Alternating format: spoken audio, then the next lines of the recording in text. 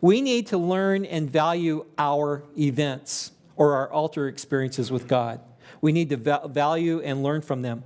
I talk about altar experiences because in the Bible, especially in the Old Testament, when someone encountered God, they would build an altar, kind of like I mentioned. And on that altar, they would offer sacrifices to honor God, but it was also often meant to be a monument of remembrance. Call to mind the things that God has done. Bring those things to mind.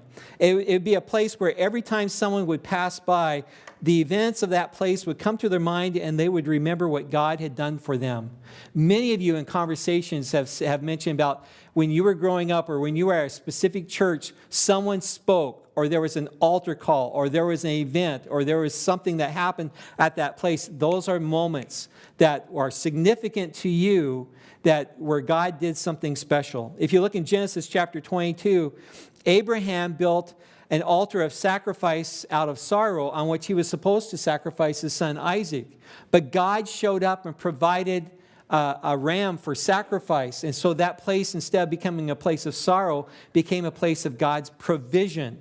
Jehovah Jireh, God provides. And every time people thought about Mount Moriah, which happens to be Jerusalem, by the way, every time someone went to Mount Moriah, they would remember that story of Abraham and what God did for him. And it built their faith and it carried on that story to share with others. In Genesis 28, we have the story of Jacob who has a dream about a staircase from God where angels are descending and ascending on that. And he called it Bethel, or Bethel, the house of God, and it became a significant place. It was significant in the memory and the mindset of ancient Israel, and it meant something to not only Jacob and his family, but also to those who knew the story. And those are significant moments for us to keep in mind.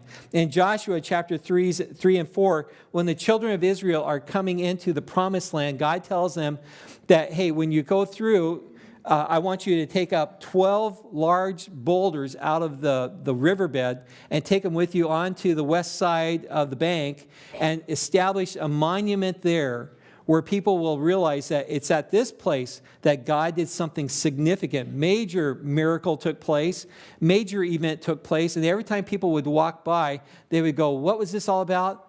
This is where God showed up. This is where God fulfilled his promise and completed the promise of the covenant that he'd bring his people into the land.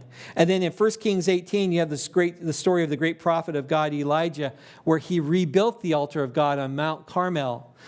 Because the altar had been broken down. He reestablished it, and he had that great confrontation with the prophets of Baal. And on that day, God restored Israel to faith in God and destroyed the relationship that they had with Baal. Those are significant moments. Those are things for us to think about and keep in mind. So the things that God has done in your life are important, and those are things that should be shared. Those are things that should be reflected upon. Those are things that have great meaning to your faith, to your family, and to your friends as well.